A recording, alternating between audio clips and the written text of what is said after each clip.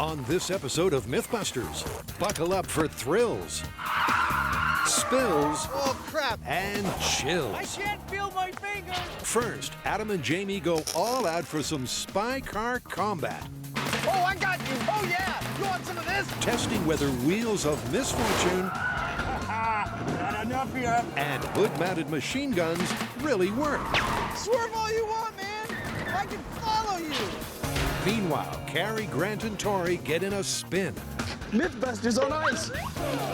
as they find out if a bullet fired into a frozen lake can really spin like a top.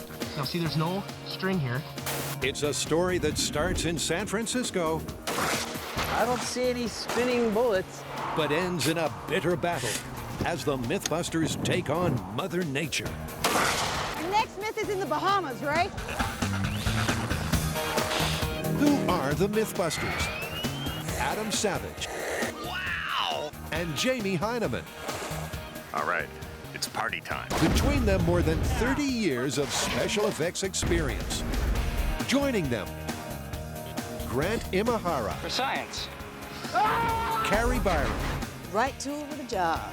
and Tori Belleci. They don't just tell the myths, they put them to the test.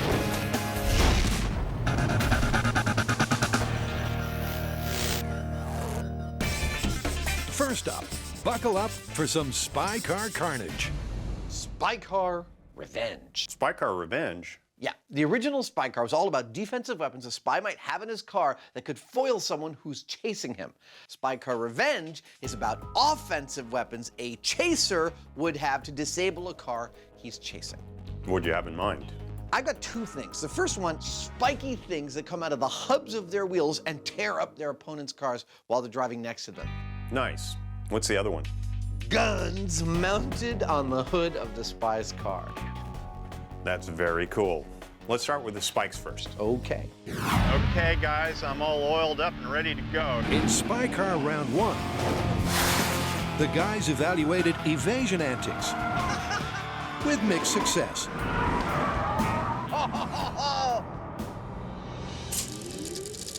But this time, it's out with escape and in with attack. But can hood-mounted guns and hub-mounted wheel spikes really work first time, every time?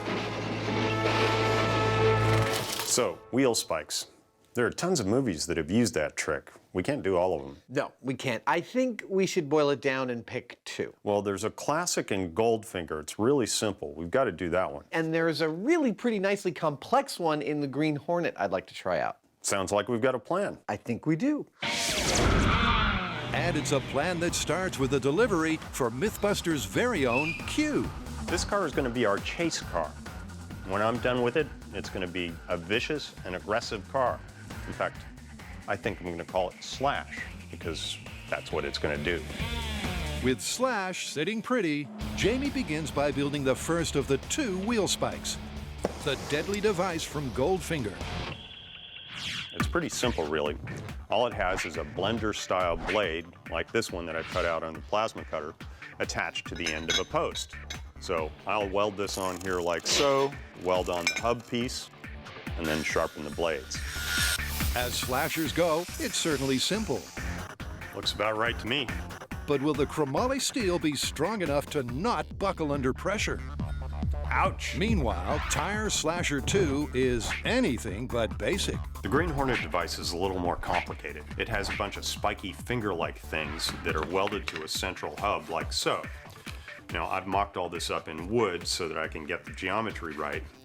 And then all I have to do is cut a bunch of steel pieces out like this, weld them all together, and I'm done. In that case, let's cut to the chase, literally. You ready to do this? Are you ready to get slashed up? Haha! You just try and catch me.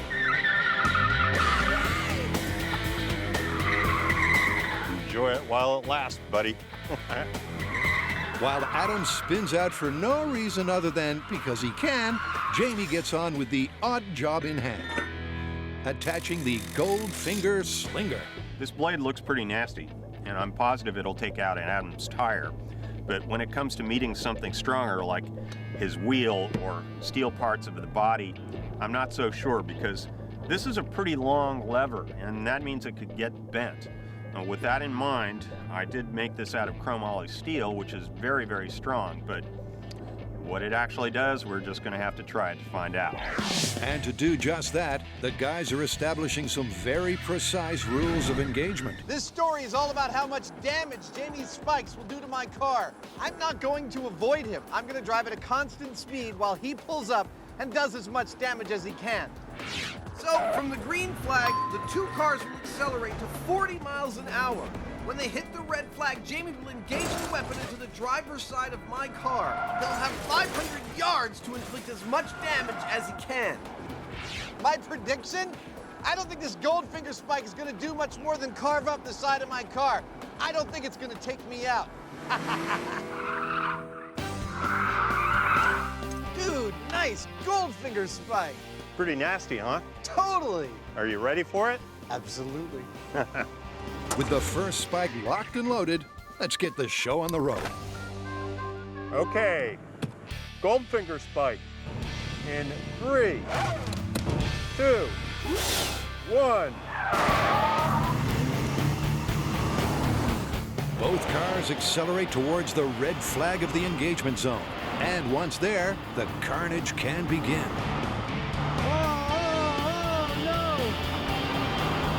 Jamie's first bump tears through the car door.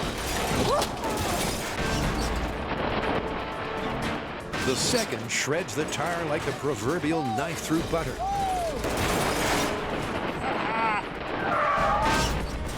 And that loss of traction brings Adam's car to a slow stop.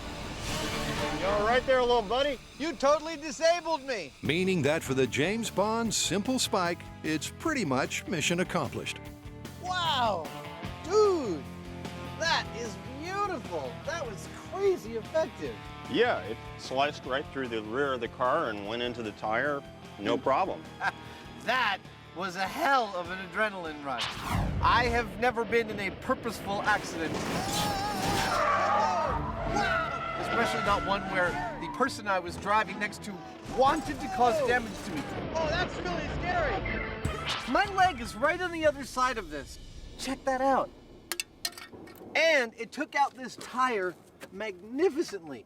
I had no idea that this method would be this effective. Test 1's low-tech specs were a steely success. But can its more elaborate counterpart do any better? Given the success of the Bond spike, you'd think that this monster would be a shoo-in, but I'm not so sure. It's much more complicated. There's more stuff to go wrong. Sometimes size isn't everything. But will this be one of those times? Right. Now let's roll test 2. Dude, from here, those spikes look sick. Well, are you ready to feel the touch? I'm ready. Let's do it. Okay, Green Hornet in 3, 2, 1. Like last time, the guys carefully accelerate. Because they want to know if the weapon works, not how easy it is to deploy. All right, I'm at cruise control, going at 40. Here he comes. Oh, crap. Oh, crap. Oh, no. Oh no is right. Any hope that this weapon's sting would be harmless is immediately abandoned. Crap. Oh, oh, oh, oh. Come on, let's have some more. Come on. Despite Adam's fighting talk, one bump later, and his journey's brought to a premature end. What did you do to me? Another successful destruction. Insane. I think I'm getting a little better at this as I practice. Yeah, you took that tire out pretty handily. Yeah, I went in right about here and then started to go back until I hit the tire. I heard the bang. Awesome. The Green Hornet spike made mincemeat of Adam's car, opening it up like a sardine can and shredding the tire to pieces. Oh, no. But Jamie's not convinced. Personally, I think this one is more show than anything else. I mean, it did take out the tire and it messed up the side of the car, but it really didn't do any more damage than the Bond one did. Jamie's got a point, because both wheel spikes did more or less the same damage. That felt like I got hit by a power tool. And both brought Adam to a complete stop. Oh, I lost all power. But Jamie thinks there is room for improvement. Both of our movie spikes work pretty well. The thing is, they're really pretty much just fancy tire poppers, because who cares if you put scratches or holes in the sheet metal? It's not really going to stop the car. Makes me wonder, though, what would? And that's a thought that should have Adam very, very afraid.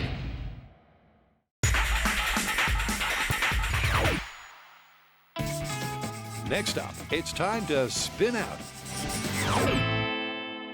Okay, so our next myth is based on a video clip that was sent in by a viewer, and it's kind of weird. Ooh, do you still have the video? I want to see it. Okay, not like that. There's a guy on a frozen lake bed with a bunch of his buddies shooting a 9mm into the ice, and somehow they get their bullets to just spin like a top. Now that sounds like a myth. And that's exactly why we're testing it. It's no myth that a bullet fired from a handgun spins at over 80,000 RPM. But can a bullet fired into a frozen lake really spin like a top?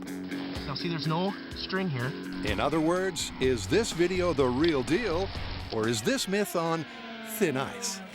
Look, I gotta say, I got my doubts about this one. Yeah, I know. This looks pretty bizarre, but I think it's worth testing. I agree, but where are we gonna find a frozen lake bed? It's the middle of summer. Yeah, I've been thinking about that, and I think we've got to build our own frozen lake. We've done crazier. Yeah, and we should definitely try 2 different shots. Maybe we'll shoot one directly into the ice and then one as a ricochet and see if one of those gives us a spinning bullet. Okay, let's do it. But before anyone spins out, Tori's getting to grips with a gun grip or ransom rest, because for this myth, geometry is key. Now, if this myth is true, the key element here is finding at which angle to fire the gun into the ice. So, I have my gun, I have my ransom rest. Now what I need to do is build a holder that is adjustable so we can fire at the ice at different angles. Finding the right angle is vital. Too straight and the bullet will deform and not spin. Too shallow and the slug will skip off the ice and be lost forever. Now, found out a little bit more about the shooter in the myth. Now, he's about 6 feet tall and shot about 6 feet in front of him. So, since Tori's 6 feet tall, I'm gonna have him stand in for the shooter. Okay, Tori, put your feet right at the line. I'm gonna have him hold the gun and aim at 6 feet. Here's a laser pointer to help you find the 6-foot mark. Then I'm going to check the angle of the gun and the distance it is from the ground. Okay, that is about 42 degrees. And let's see what the height is. About 44.5 inches. With that information, we can put our ransom rest in the right place to get the results we're looking for. Now we know where to set the ransom rest. Well, at least where to start. Yeah. Knowing where to start is a start. And with the shooting rig ready to fire, they're off to take aim at this myth. We're on the rifle range at the Chabot Gun Club, so we can recreate the circumstances of the spinning ice bullet. In the myth, this event takes place on a frozen pond in the middle of winter. But because it's the middle of summer and we're in Northern California, frozen ponds are not in plentiful supply. All right, bring in the ice! But what we're gonna do is create our own using 9 40-inch by 24-inch by 10-inch thick solid ice blocks. Okay, there we go. MythBusters on ice. All right, maybe not. Putting those all together, and hopefully that amount of mass will be enough to create a spin. It's certainly a large slice of ice, and the next best thing to a frozen lake. Is it bad if you can't feel your fingertips? They said this would be a cool myth. I didn't believe them. Look at that, instant frozen lake. I wouldn't say instant. Good point. So you'll notice that we've set up a frozen lake with a smaller ice cube in front of it. Now that's because if you watch the video, it's hard to tell if the bullet spins in a direct hit on the ice or via a ricochet. In other words, does it hit and spin, or does it hit, bounce, land somewhere else, and then spin? Well, in search of said spin, the team's first going for the direct hit approach, firing straight into the ice cube with this. What I have here is a Glock 9mm. Now this is the gun apparently used in the myth. We're about to fire a bullet into the ice to see if it will actually spin like a top. I can't wait to see what happens. The Glock is positioned in Tori's angle finder to 42 degrees, and then it's go time. Okay, so we're gonna fire and then look and listen for any sort of spinning bullet. All right, this is spinning bullet at 42 degrees. In 3, 2, 1.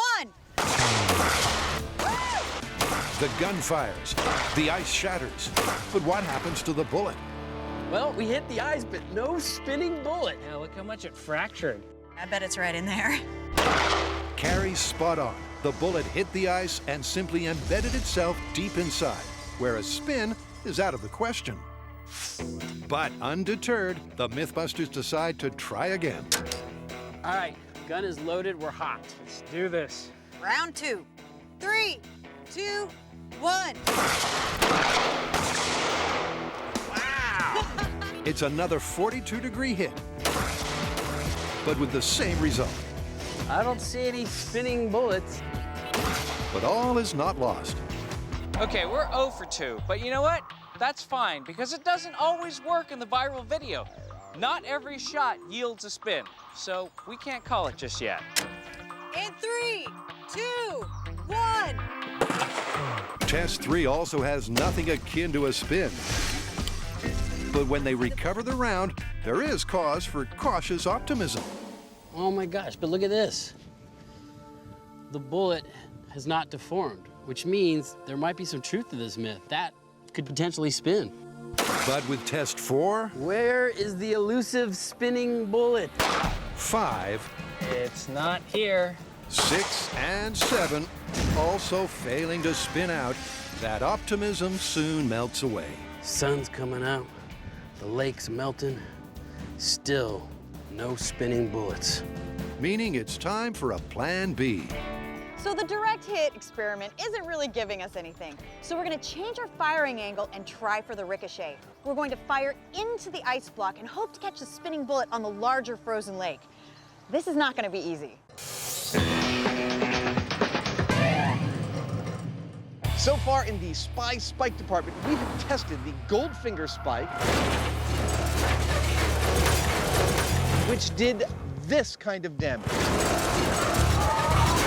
We have also tested the Green Hornet spike. Oh crap, oh no! Which did this kind of damage. Oh, that's great!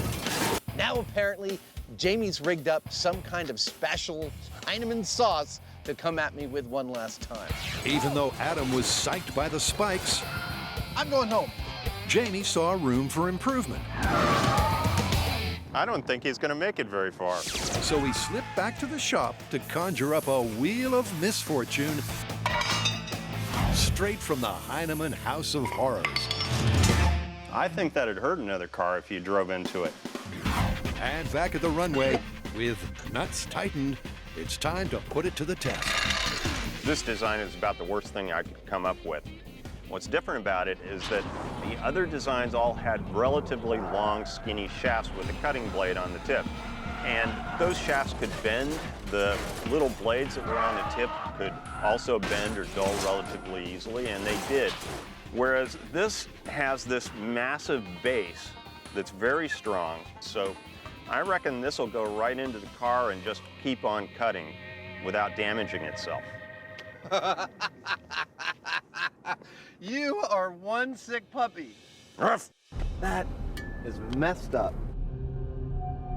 How damaging do I think Jamie's slasher is going to be to my car? Well, let me put it this way.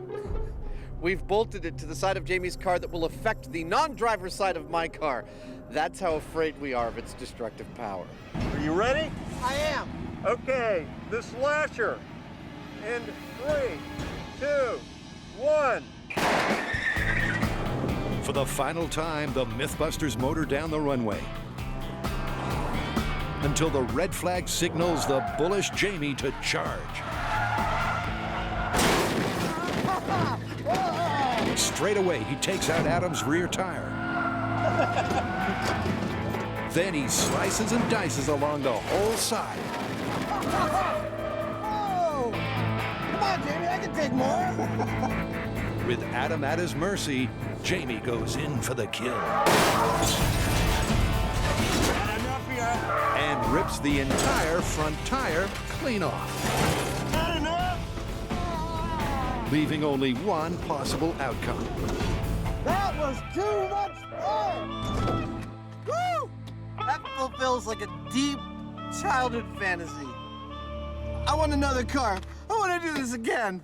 It was a heavy metal massacre in the truest sense of the word. I gotta see this. I think I messed your car up a little bit. I'm sorry about that. I don't know what I was thinking. That is a horror. Where's my tire? My tire is not there. That was like the amusement park ride from hell. First, he takes out this tire. Forget about what he does to my door. I saw glass like fly up, like popcorn. Then he removes my entire front tire. I wouldn't have said that was possible. If you told us we had to do that, we would have said, it's really unlikely. And his spike still looks perfect. I'd say my spike was pretty effective. I mean, there's not a whole lot more that you could do to the side of a car. Not only did I pop the tires, but I completely removed them. The car can't move at all now because the chassis is sitting on the ground, in fact. It worked a little better than I thought it would. Final analysis of wheel spikes as a viable method of taking out an opponent while driving. Everything we tried worked better than we thought it would. That means it's confirmed. Totally confirmed. Let's get out of here. With Spy Myth 1 a slashing success, it's time to bring out the big guns.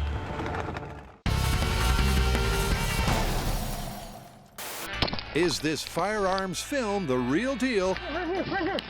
Or just bullet baloney? Can a slug really spin like a frozen top? 3, 2, 1. Well, the MythBusters' direct hit approach was shot down.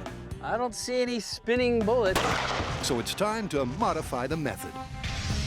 So far, the direct shot did not work. So we're gonna move on to the Ricochet, which brings into play our larger frozen lake bed. What we're gonna do is lower the angle of the shot, hopefully allowing the bullet to skip off the ice onto our frozen lake bed, and we'll see if we can get that bullet spinning. Sounds easy? It won't be. So it may sound to you like we're trying to find the equivalent of a needle in a haystack. But we actually have information from the guy who supposedly did this. And what he told us is that every time he tried it, the bullet landed between 2 and 8 feet from the point of impact with the ice.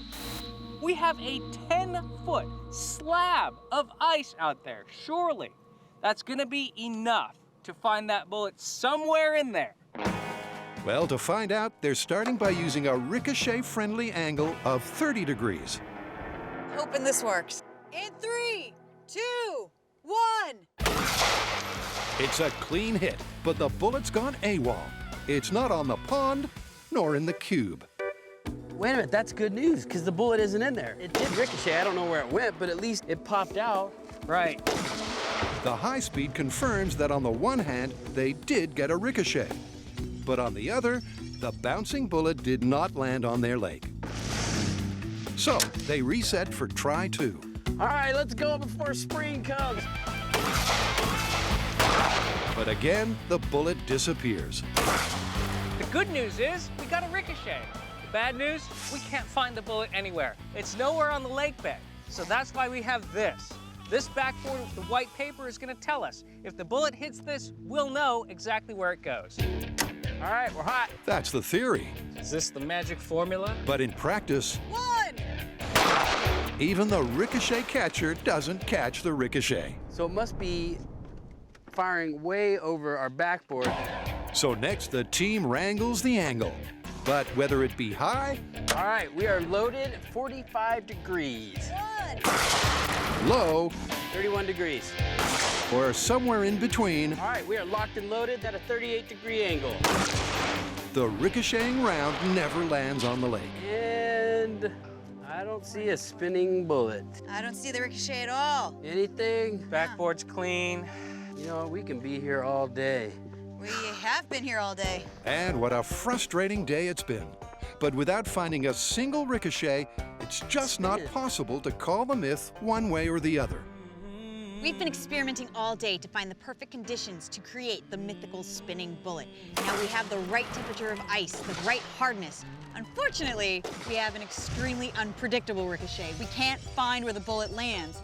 Now, we've created the biggest frozen pond that we possibly could in summer with all of the available ice that we could source. We need to go bigger. We need something a little more naturally huge and frozen. In Spy Car: The Revenge, wheel spikes were a rip-roaring success. Not enough yet. So now it's on to secret agent anecdote number 2. Car-mounted guns. Yes, I've been saying this for years, that car-mounted guns for a spy car don't make any sense to me. They're fixed. You cannot aim them except by driving. That's got to be a huge inefficiency for a machine gun. Well, I have seen some that are remote-controlled and aimable, though. Those are in the minority, but I have seen them, so I think we should build a rig that gives us both. I chase you with fixed guns on my hood, and then we can do a second one where I chase you with a remote control aimable gun mounted to the hood of my car. Sold. The hood-mounted gun is a staple for any spy car, but is it a viable weapon? Can such a device, fixed or movable, really guarantee an accurate aim? Well, to find out, Adam's already selected his wheels and his weapon. This is a former police car, and this is a super high-end 10 round per second paintball gun. I'm gonna join these two things together to make two great tastes in one candy bar. Fabricating the fixed firearm will be a weld in the park. But the remote-controlled firer is a much tougher task. So for the aimable gun, I need to first build a mount that will let the gun move in 3 dimensions so I can fire at Jamie's car wherever it might be. There's the basics right there. Up, down, side to side. Then I'm gonna add a joystick system so that I can control the gun's aim from inside the car while driving. That's XY control. Next comes the all-important trigger, so I'll be able to shoot up to 600 rounds per minute. I press this, it ought to fire. That's remote firing. Finally, I'm going to add a camera onto the mount and a monitor onto the dashboard so I can see exactly where I'm aiming. This camera is what turns this from something cool into something awesome. Jamie, come here, check it out. Wow. Push, push, push, push, push. In your face! That looks great. Actually, I should say, it looks like crap, but it works great. And with those words of encouragement, Adam gets on with the final part of his firearm. A frame that should feed a plethora of paintballs into the gun. It's not pretty, but will it work? Oh,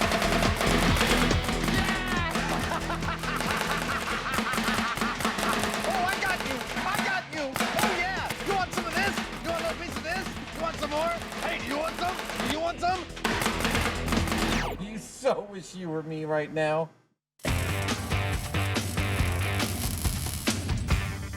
All right, so where do we stand? Well, we've got 2 issues. 1, we can't get a spin from a direct hit, and 2, we can't find a Ricochet. Not only that, this is supposed to be easy. I mean, in the video, the guy shoots, he gets spinning. That's not what we found at all.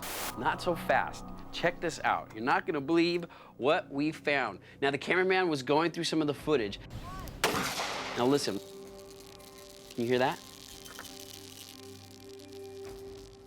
I don't know what that is, but it could potentially be a spinning bullet. I mean, we can't see it, but we can definitely hear something. Okay, well, that brings this myth back from the dead. I think we should definitely stick to our plan. And the plan being, we wait until winter and try this again on an actual frozen lake where we might have a chance of this working. All right, let's reconvene in 6 months. So after a summer spent crashing, smashing, Well, that didn't suck. and splashing, the team is back for Spinning Ice Round 2. And this time, they're augmenting the audio. Hearing is going to be key to finding the spinning bullet. So I want to come up with a low-tech way to amplify my hearing. So I'm going to make cones that are going to be able to like muffle out all the peripheral audio and directionally be able to give me that little buzzing sound of the spinning bullet. You know what else we could use it for? What? Oh, go sit in the corner. So while Carrie's going old school, I like to bet on the tech. This device right here is a parabolic reflector. It captures the sound waves and focuses them on a microphone in the center, which is then amplified. Surely, this will be able to hear a spinning bullet from across a frozen lake. While Grant and Carrie get their ears to the ground, Did you say kumquat? That's awesome! Watermelon, this definitely works. Tori's been busy with the science of the spin. Now, if these bullets are actually spinning on ice, and it's not just a hoax, one of the reasons why this might be happening is it's acting like an ice skate. When the blade hits the ice, it melts the ice, creating a water barrier to allow the skate to move across the ice. This might be happening with the bullet. The bullet hits the ice, the heat from the bullet is melting the ice, creating a vapor barrier, and the spinning is coming from the rifling of the gun. So when it hits the ice, it spins just like a top. And that's why this myth might have some merit. That's the theory, and once the ear devices sound ready, Hippopotamus! it's time to put it to the test.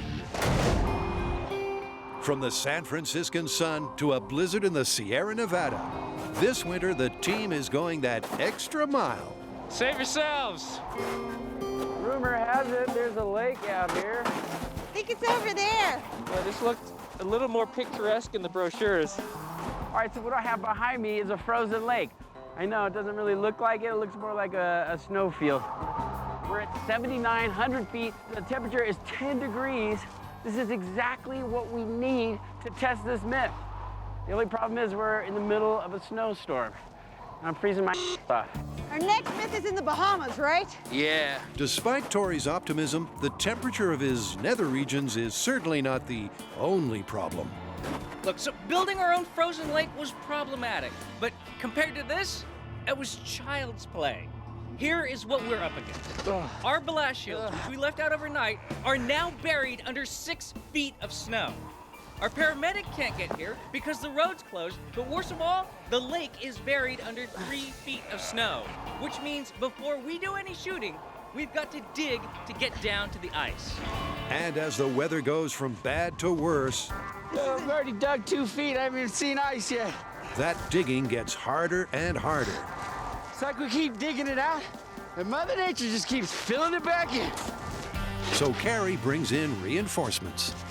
Since we're digging at high altitude and fighting 40-mile-an-hour gusty winds, we've decided to bring in a few helpers, like the sheriff who lives up here, and maybe a few others. With all hands on deck, the team exposes enough ice before anyone gets exposure. All right, so the good news is, if you can call anything good news in these kinds of conditions, we found the ice. So now we're ready to start testing. Now remember, this myth is about shooting a 9mm into a frozen lake bed and finding the bullet spinning like a top. Seems kind of counterintuitive to fire into the ice that you're standing on, but I mean, this isn't MythBusters. We've gone to great efforts to make this myth work, including getting high-tech hearing devices, low-tech ear trumpets. But as you can see by the horizontal snow zooming past the camera, there is a huge amount of wind, and that is all we're going to hear in those hearing devices. So, we're going old-fashioned. We're running, we're listening. But will that technique be good enough to locate the mythical spin? All right, this is Spinning Ice Bullet in 3, 2, 1. At an abandoned military base, Adam and Jamie are about to unleash the beast. It is a perfect day for chasing. And shooting. Indeed. As they test whether a spy car's hood-mounted howitzer can ever be accurate. Oh, yeah! Great thing! But first up, like all good spy scientists, they're starting with a control. As long as we're shooting between cars, we thought it would be a good idea to start with a baseline, the most common way you see people shoot between cars in the movie, in which during a car chase, the driver of the chasing car will start firing at the person that he's chasing. In this case, I will be that driver, and this will be my handy service revolver, and Mr. Heineman, well, he'll be my grizzled partner. And last but not least, police driver Brian Fraser will play the target. in a car that has been specially modified for the role.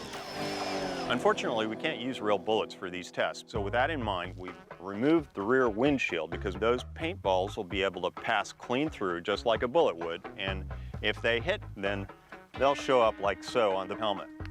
We've also painted the rest of the car a light gray so that we can see that same orange paint. And we've covered the wheel wells so that, well, the paint won't sling off the tires. With everything primed, it's time to lay down a benchmark of point and shoot that the spy gun can then aim to beat. Okay, this is shooting the gun out the window. Brian, you may escape when ready. Oh, it's on! Oh, okay. Adam will have one clip or 14 bullets to take down the target.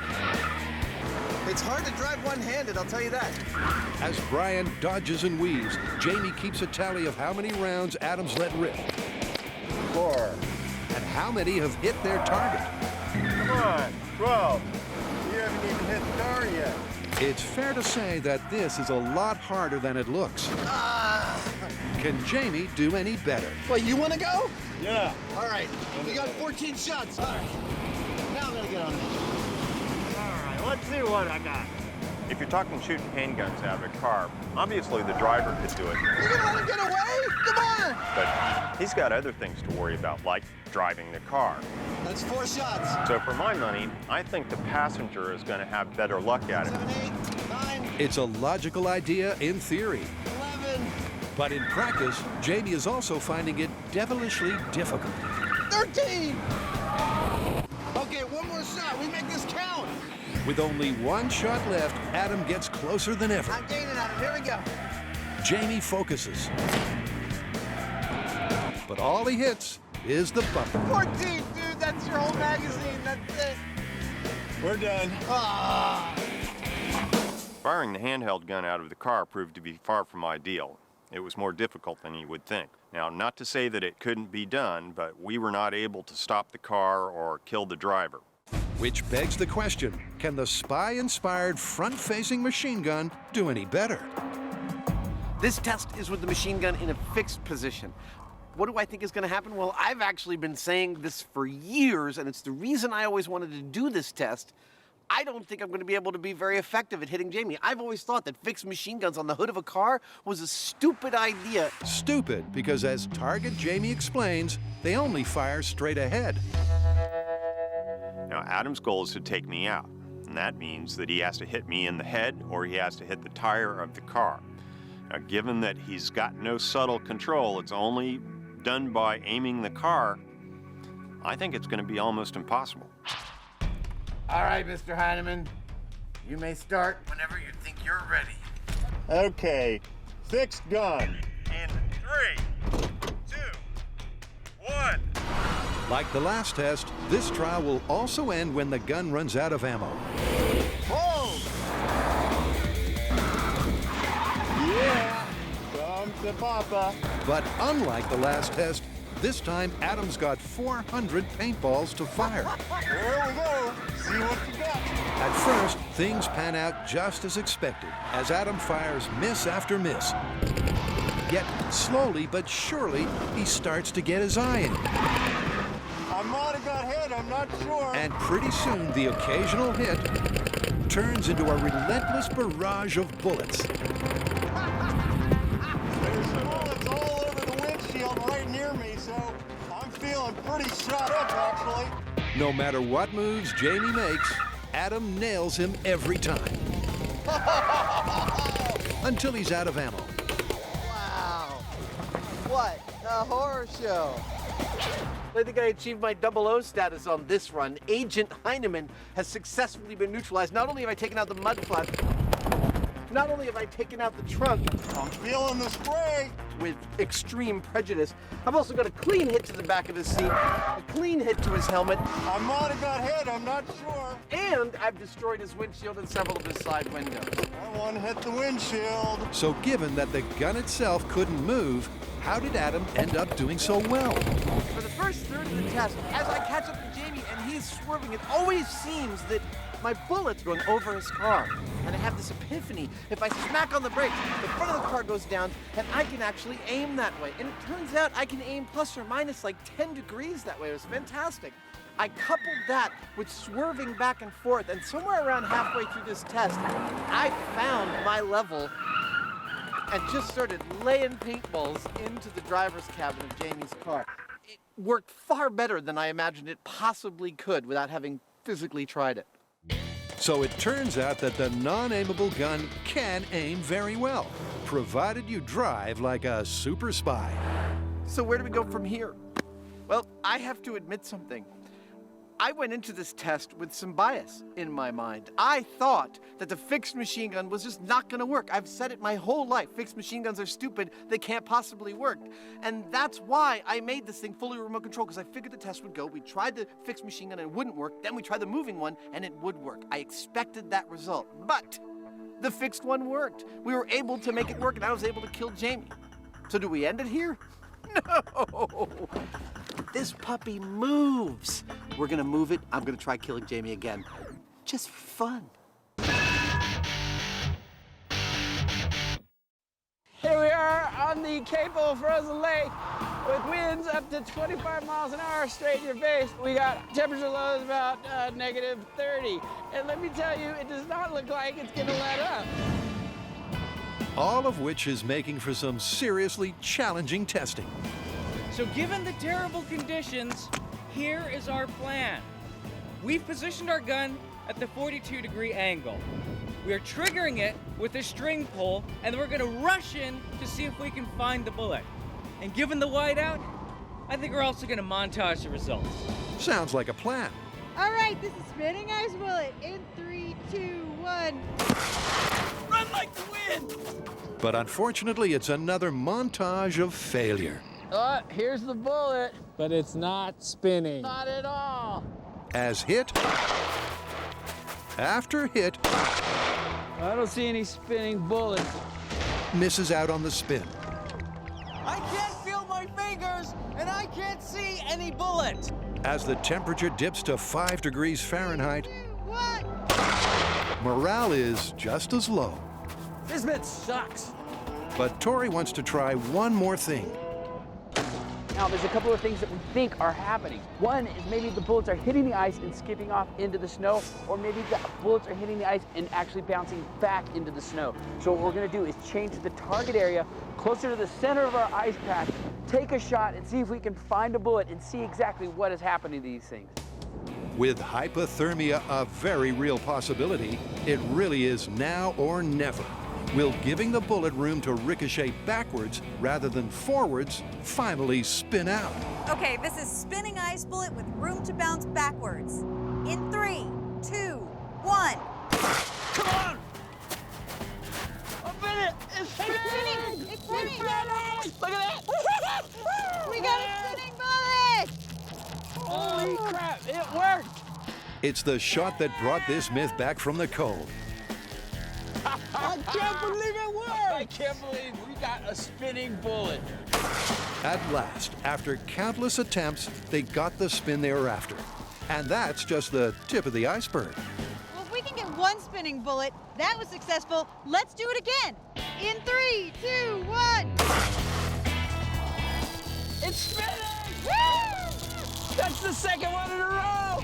And when it's 3 for 3, It is spinning! That is continued success. We have gotten one after the other to spin. you might say they're on a roll. So we had to make a few adjustments on the fly. We had to play with the angle, and we pulled the gun back away from the ice. And what we think this does is lowers the velocity of the round when it hits the ice, so that you get more of a ricochet spinning and less of a glancing going off into nowhere.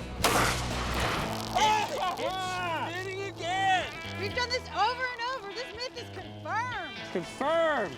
I cannot believe how well this is working. We tried creating an ice lake bed that we could shoot into back at home, but it really did take this sort of extreme weather for us to get a spinning bullet.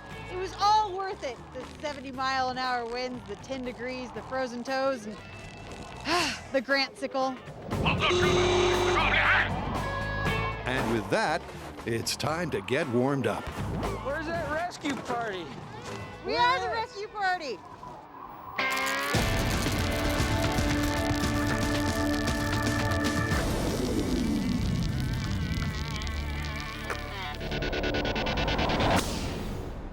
At Spy Car Mission Control, Come to Papa. the forward-facing firearm just took out its target and then some. Well, that worked beyond my wildest dream. So what's next? Now it's time to unlock what I thought was going to be the secret potential power of this rig, which is from inside the car, I can control an XY axis wherever this gun fires. I can put paintballs where I want to put them. Adam did pretty well with the fixed gun, and it makes sense that he should be able to do even better with an aimable gun. But the thing is, this adds a little bit of multitasking that he has to do, so it might actually have the opposite effect. In the locked-off test, when all Adam had to do was drive and pull a trigger, he nailed it. But in the control, where multitasking was more of an issue, It's hard to drive one-handed, I'll tell you that. Adam failed to fire, which doesn't bode well. You haven't even hit the car yet. What do I think is going to happen on this test?